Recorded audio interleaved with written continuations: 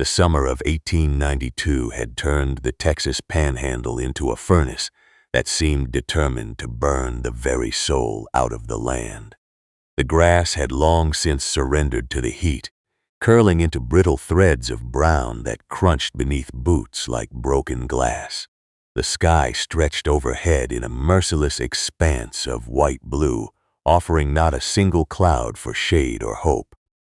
And in the middle of this desolation sat the Barlow Ranch, a collection of weather-beaten buildings that had once been proud and now looked like the bones of something that had died and refused to lie down. Eleanor Barlow stood on the sagging porch of the main house, her hands gripping the railing that was more splinters than wood, and she watched the horizon with eyes that had learned not to expect anything good from it. She was 32 years old, though the lines carved into her face made her look closer to 50, and she had buried her husband William 6 months ago in the small cemetery behind the barn. The fever had taken him in 3 days, swift and cruel, leaving her with a ranch that was falling apart, a banknote that grew heavier with each passing week, and a loneliness that sat in her chest like a stone she could not swallow. The cattle were thin. The well was running low. The fence posts leaned at drunken angles, and the barn roof had developed a hole the size of a wagon wheel that let the rain in when it came and the heat out when it didn't.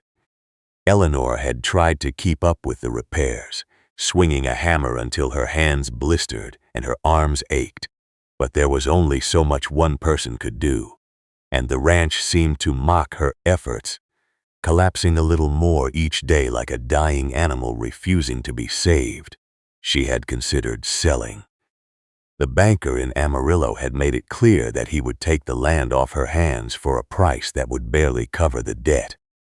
But this ranch had been William's dream, built from nothing by his own father's hands, and Eleanor could not bear the thought of letting it go, of admitting that she had failed, of watching strangers walk through the rooms where she had loved and laughed and planned a future that would never come. So she stayed, she fought, and she prayed for a miracle she did not truly believe would arrive. It was on a Tuesday afternoon, the kind of day when the heat shimmered off the ground in waves that made the distant mesas dance like ghosts, that Eleanor saw the figure approaching from the east. At first, she thought it was a mirage, one of those cruel tricks the desert played on desperate eyes, a wavering shape that would dissolve if she blinked. But it did not dissolve. It grew clearer, resolving into the form of a man walking with slow, deliberate steps, and behind him trailed 2 children, small and thin, their shadows stretching long across the cracked earth. Eleanor's hand went instinctively to the rifle that leaned against the porch post. Strangers were rare this far from town, and those who came were usually not the kind you wanted to find on your doorstep. Bandits, drifters, men with hard eyes and harder hands. She had learned to be careful, to trust slowly, to expect the worst. William had taught her that in the quiet moments before the fever took him, when he had held her hand and told her to be strong, to be watchful, to remember that the world was not always kind to women alone. The man was closer now, close enough that Eleanor could see the details of his appearance, and what she saw made her grip tighten on the rifle. He was tall, though he walked with a slight stoop, as if carrying a weight that bent his spine. His clothes were little more than rags, patched and repatched until the original fabric was barely visible beneath the layers of thread. His boots were worn through at the toes, and dust coated him from head to foot, turning his skin the color of the land itself. But it was his eyes that held her, even from a distance. They were dark and steady, with a depth that spoke of suffering endured and somehow survived, and they did not waver as they met hers across the dusty yard. The children were equally ragged, a boy and a girl, neither older than 8 or 9. The boy walked slightly ahead, his thin shoulders squared in a posture that tried to be brave. while the girl clutched a small bundle to her chest, her bare feet leaving faint prints in the dust. Their faces were pinched with hunger, the kind of hunger that Eleanor recognized from her own reflection in the mirror on mornings when she had given the last of the food to the animals and gone without herself. The man stopped at the edge of the porch, close enough to speak but far enough to show he meant no harm. He raised his hands slightly, palms out, a gesture of peace that Eleanor had seen before in the faces of men who had nothing left to lose. "Ma'am," he said, and his voice was rough, cracked by thirst and dust. But there was a gentleness in it that made Eleanor's finger hesitate on the trigger. "I don't mean to trouble you. My name is Samuel Hartley, and these are my children, Jacob and Ruth. We've been walking for 3 days, and we haven't eaten since yesterday morning." Eleanor did not lower the rifle, but she did not raise it either. She looked at the children, at the way Ruth swayed slightly on her feet, at the hollows beneath Jacob's eyes, and she felt something twist in her chest. She had so little. The pantry held a single loaf of bread, half a jar of preserves, and some dried beans that she had been saving for an emergency she had not yet defined. The well was low and every drop was precious. But she could not turn away hungry children. She could not be the person who closed the door on need, no matter how desperate her own situation. "I don't have much," she said, and her voice came out harder than she intended, a shield against the softness that threatened to break through.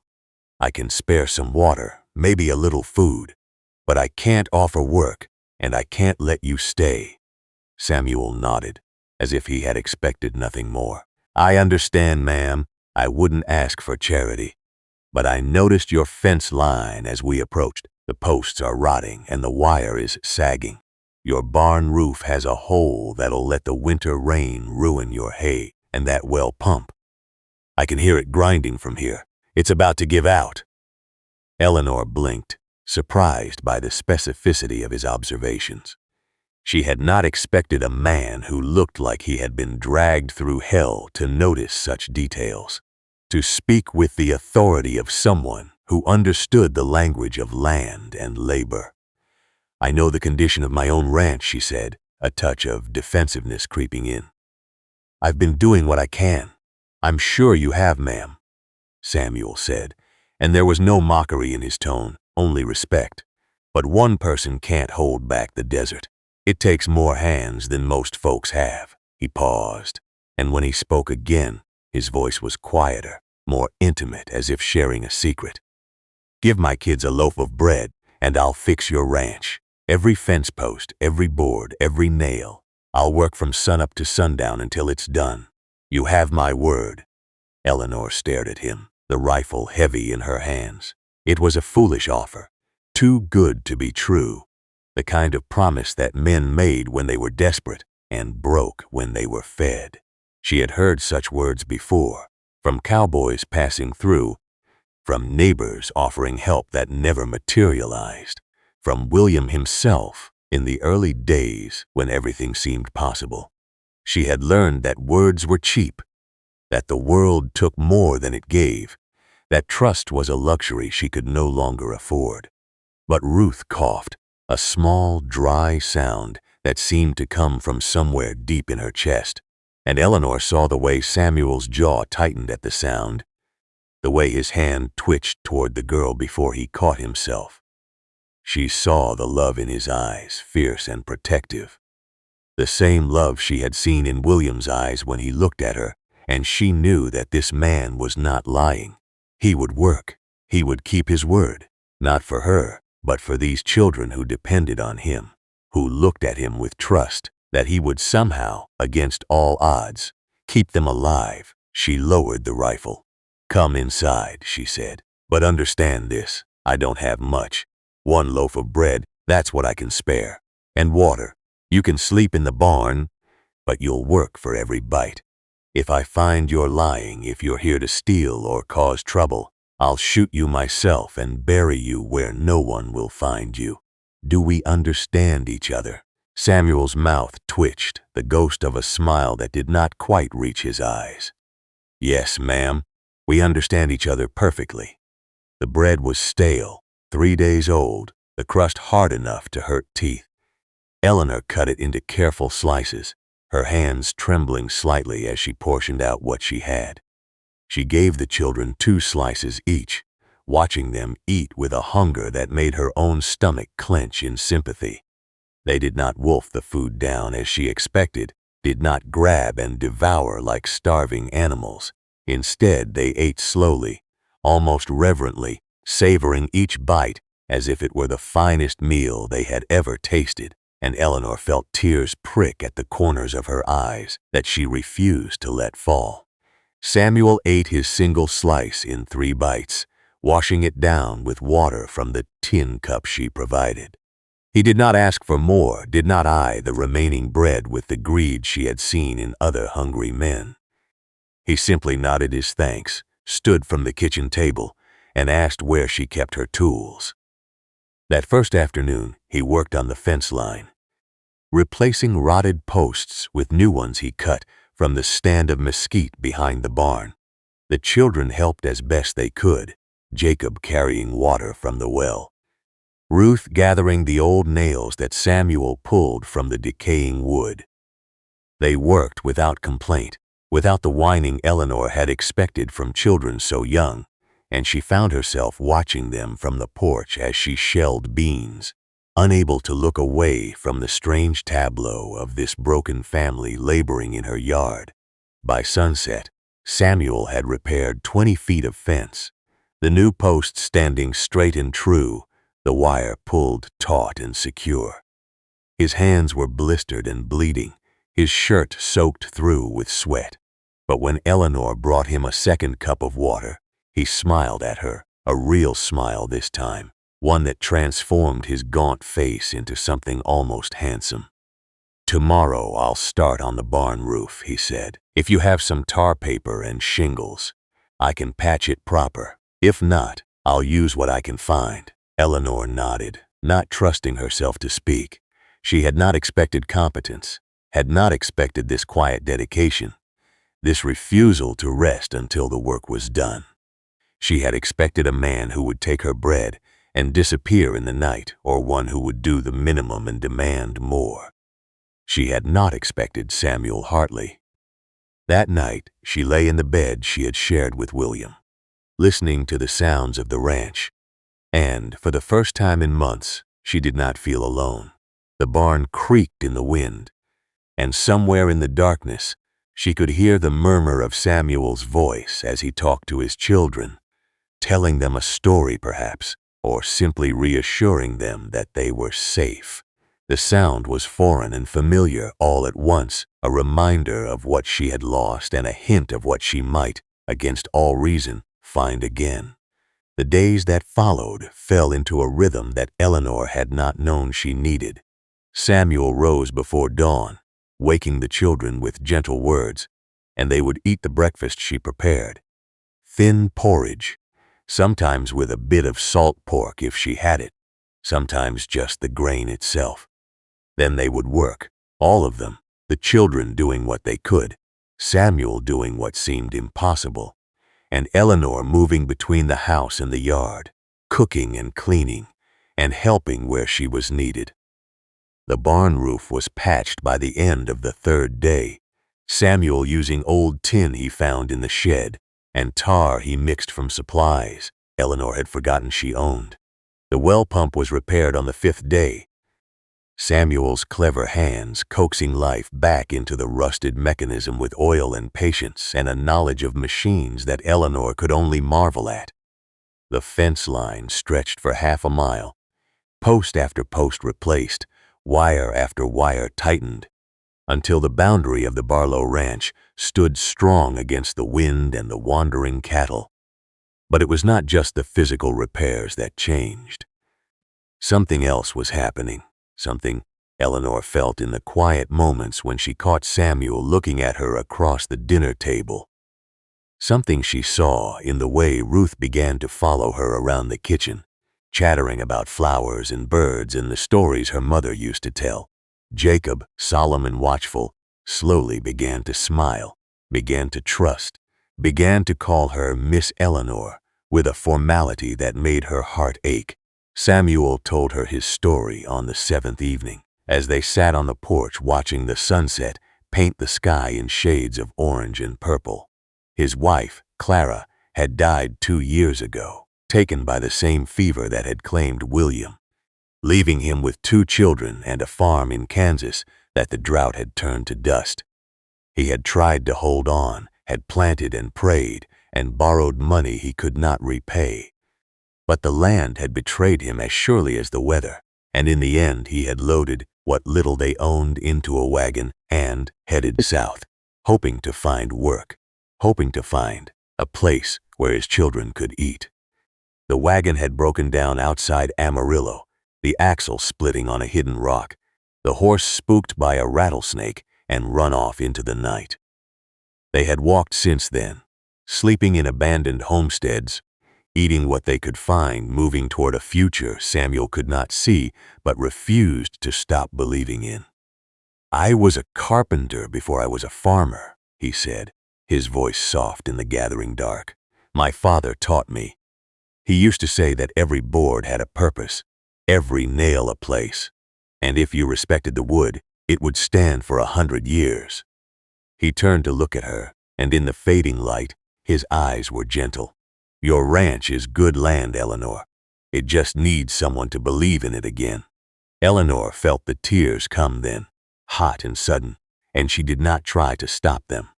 She cried for William, for the future they had planned, for the loneliness that had been her only companion for 6 long months. She cried for Samuel and his children, for the suffering they had endured, for the love that had kept them walking when any other man would have lain down and died. And she cried for herself, for the woman she had been and the woman she was becoming, for the hope that was growing in her chest like a seed that had finally found water. Samuel did not touch her. He simply sat beside her, a silent presence, and let her weep. When she was done, he handed her his handkerchief, worn and patched but clean, and she wiped her face and laughed, a shaky sound that surprised them both. "I'm sorry," she said. "I don't usually. I haven't." "You don't need to apologize," he said. "Grief is like rain. It has to fall sometime." By the end of the 2nd week, the ranch had transformed. The main house had been repainted, the peeling white restored to something that gleamed in the sun. The porch was reinforced, the steps rebuilt, the railing replaced with new wood that did not splinter. The corral was mended, the gate hung straight, the branding irons cleaned and organized. The garden, which Eleanor had neglected in her despair, was weeded and watered. The soil turned and enriched with compost Samuel made from the barn waste. But more than the buildings, more than the land, it was the life that had returned to the Barlow ranch that struck Eleanor most deeply. Laughter echoed from the barn where Jacob and Ruth played among the hay bales. The smell of baking bread filled the kitchen, mixed with the scent of the wildflowers Ruth gathered each morning, and in the evenings, after the work was done, they would sit together on the porch.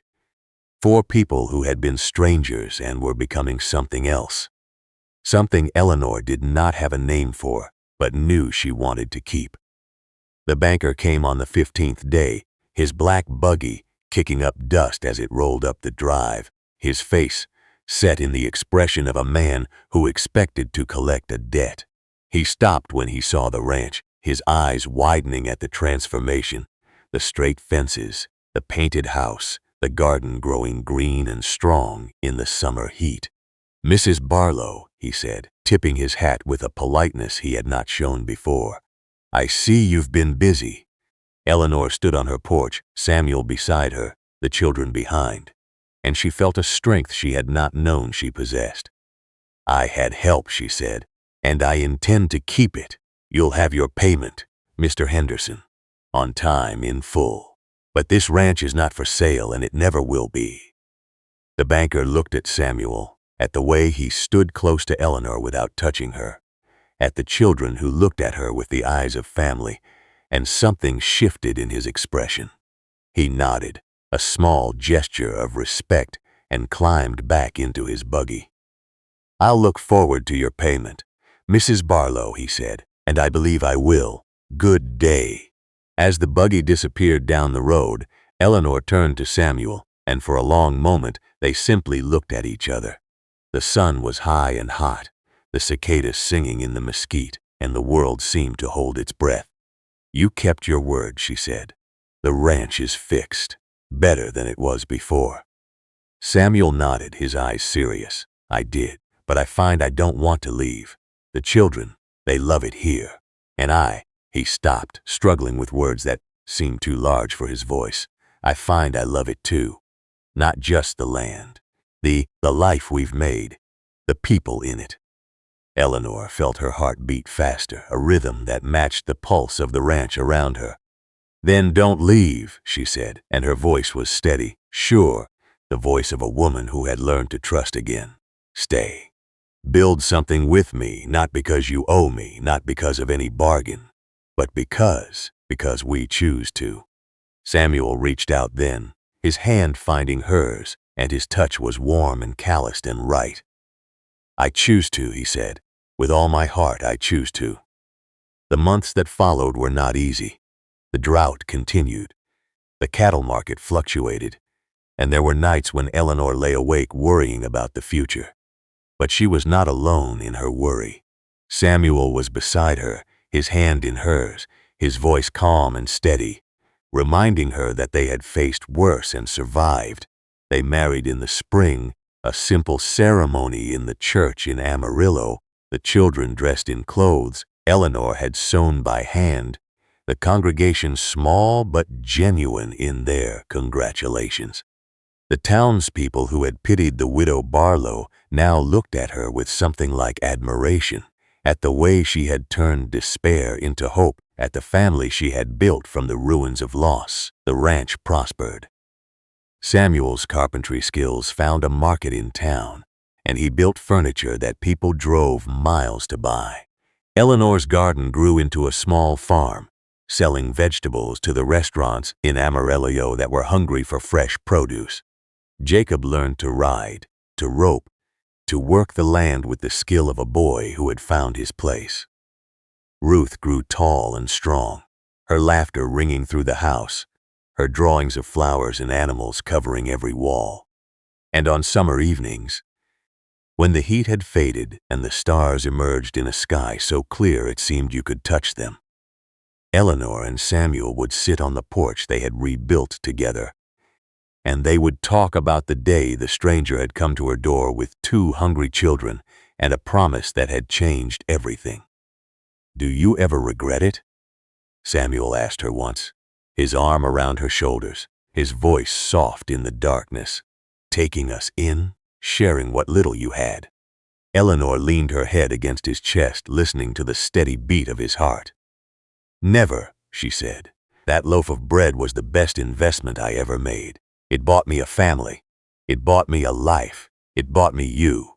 Samuel kissed her then, gently, the way he had kissed her 1,000 times since that first tentative touch, and when he pulled back, his eyes were bright with emotion.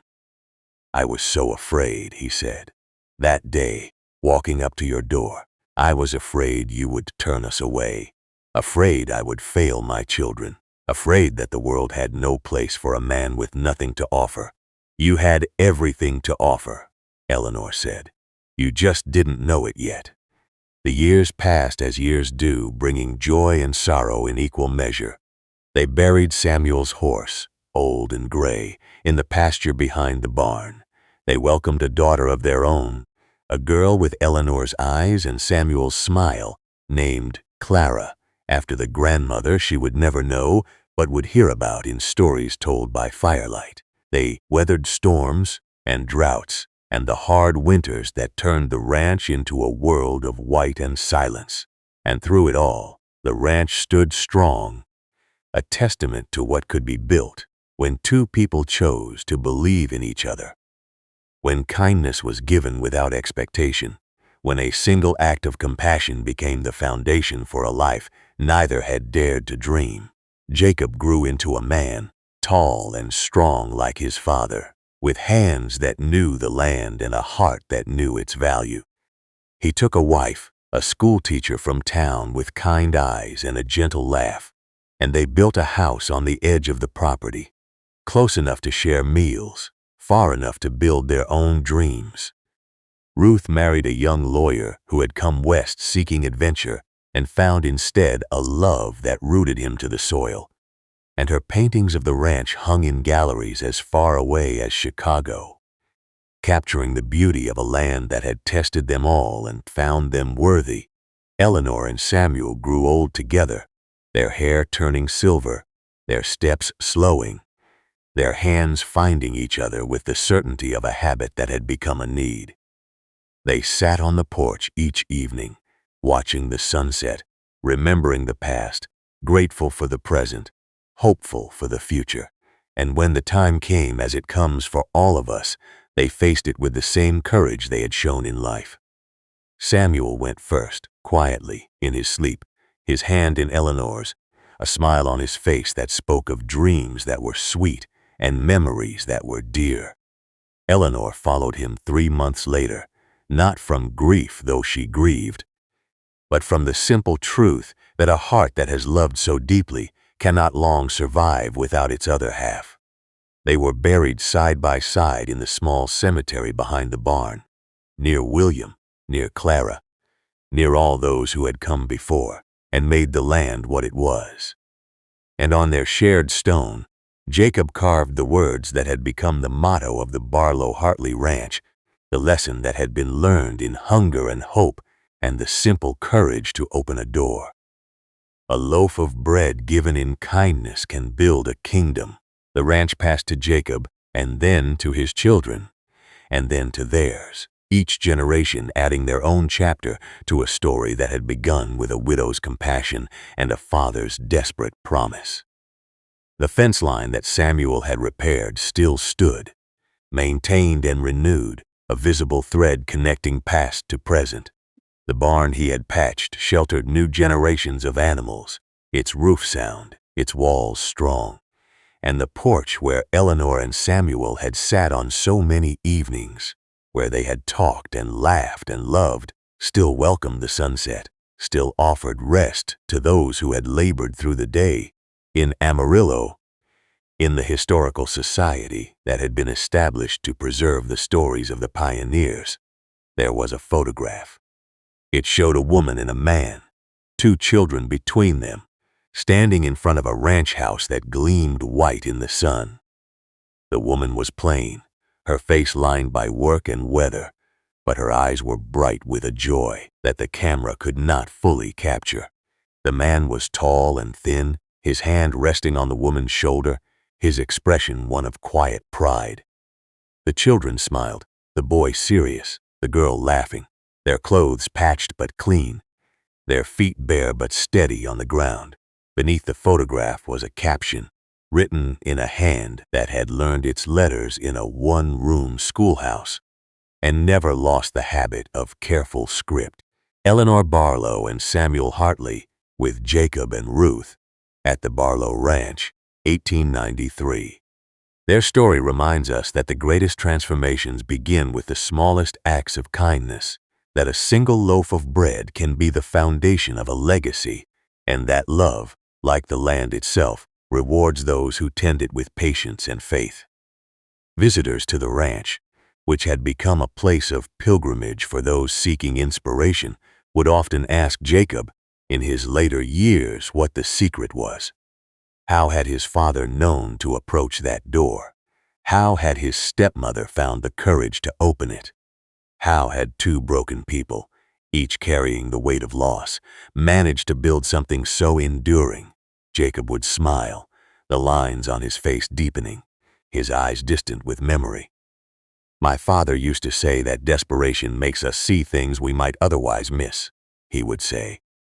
He saw a woman who was alone but not defeated, a ranch that was failing but not lost. And my mother, Eleanor, though she was my mother in every way that mattered, She saw a man who was hungry but not dishonest, children who were suffering but not broken. They saw the best in each other, and they chose to believe in it. That was the secret. They chose. He would pause then, looking out across the land that had been his home for more than 80 years, the land that had tested him and taught him and given him everything he valued. People ask what the most important thing my father ever built was, he would continue, his voice soft but strong. They expect me to say the barn, or the house, or the fences that still stand after all these years. But the truth is, the most important thing he ever built was trust. He built it one nail at a time, one board at a time, one day at a time. He showed my mother that she could believe in someone again, and she showed him that he was worthy of that belief. Everything else, the ranch, the family, the life we lived, grew from that foundation. And the visitors would nod, understanding something they had not understood before. And they would leave with a story in their hearts, a story that they would tell their own children, their own grandchildren, a story that would outlast the fences and the barns and even the land itself. Because some stories are not just about what happened. They are about what is possible. They are about the truth that lives in the space between fear and hope, between despair and faith, between a closed door and an open heart. They are about the miracle that occurs when one person chooses to give what little they have, and another chooses to give everything they are. And together, they build something that neither could have built alone. The Barlow Hartley Ranch still stands, though the world has changed around it. The city of Amarillo has grown, spreading outward like a tide, and the land that was once remote and wild is now bordered by roads and houses and the endless hum of modern life. But the ranch remains, a green island in a sea of development, protected by the family that still tends it, still honors the promise that was made so long ago. On the porch, where Eleanor and Samuel sat on so many evenings, there is now a bench, carved from the mesquite that Samuel once used for fence posts. It bears an inscription, simple and true. In memory of Eleanor and Samuel, who taught us that a loaf of bread given in kindness is the seed from which all good things grow. May we all have the courage to give and the wisdom to receive. And on summer evenings, when the heat has faded and the stars emerge in a sky that is never quite as dark as it once was, you can still sit on that bench and feel the presence of those who came before. You can feel the weight of their struggles and the lightness of their joy. You can feel the love that built a life from the ruins of loss, that turned a widow's despair into a family's legacy, that proved, once and for all, that the smallest act of kindness can change the world, because that is what Eleanor Barlow did on a hot Tuesday afternoon in the summer of 1892, when a stranger came to her door with 2 hungry children and a promise that seemed too good to be true. She gave him a loaf of bread. She gave him her trust, and in return, he gave her everything. The ranch stands as proof. The family stands as proof. And the story, told and retold, generation after generation, stands as proof that love, like the land itself, can be restored, can be renewed, can be made to flourish, if only we have the courage to plant the first seed, to give the first gift, to open the door to a stranger who might just be the answer to a prayer we did not know we were praying. And so the story ends, as all good stories must, not with a conclusion, but with a beginning. For the legacy of Eleanor and Samuel is not in the past, frozen in photographs and gravestones. It is in the present, in every act of kindness that echoes their own, in every door that is opened to a stranger, in every loaf of bread that is shared with someone who has less. It is in the carpenter who fixes a neighbor's roof without asking for payment. It is in the teacher who stays late to help a struggling student. It is in the child who shares their lunch with a classmate who has none. It is in all of us, waiting to be awakened, waiting to be chosen, waiting to become the next chapter in a story that began with a widow, a stranger, and a loaf of bread that was given not as charity, but as hope. And if you ever find yourself in the Texas Panhandle, on a road that leads through mesquite and memory, past the places where the past still whispers to those who listen, you might come to a white ranch house with a porch that faces the sunset. You might sit on a bench carved from mesquite, and you might feel, for a moment, the presence of those who built this place from nothing but faith and hard work, and the courage to believe that love could grow in the harshest soil. And if you do, remember this. Remember that every great story begins with a single step, a single choice, a single act of kindness that seems small but is, in truth, the foundation of everything that follows. Remember that the world is full of strangers who are waiting to become family, of ruins that are waiting to become homes, of despair that is waiting to become hope. Remember Eleanor Barlow, who gave a loaf of bread and received a kingdom. Remember Samuel Hartley, who promised to fix a ranch and ended up fixing a heart. Remember Jacob and Ruth, who grew from hungry children into adults who understood the value of what they had been given. And remember that their story is not just history. It is an invitation to give, an invitation to trust, an invitation to build something that will outlast us all, something that will stand when we are gone, something that will remind the world that we were here, that we cared, that we chose, against all odds and against all reason, to believe in the possibility of love. The sun sets on the Barlow-Hartley Ranch, as it has set 1,000 times before, painting the sky in shades of orange and purple and gold. The fence line stands straight and true against the horizon. The barn stands solid, its roof sound, its walls strong. And on the porch, the bench waits, empty but not abandoned, ready for the next person who needs to rest, to remember, to believe, because the story is never truly over. It lives in every heart that chooses kindness over fear, hope over despair, love over loss. It lives in you, right now, in this moment, in the choice you will make tomorrow, and the day after, and the day after that. Choose wisely. Choose bravely. Choose love.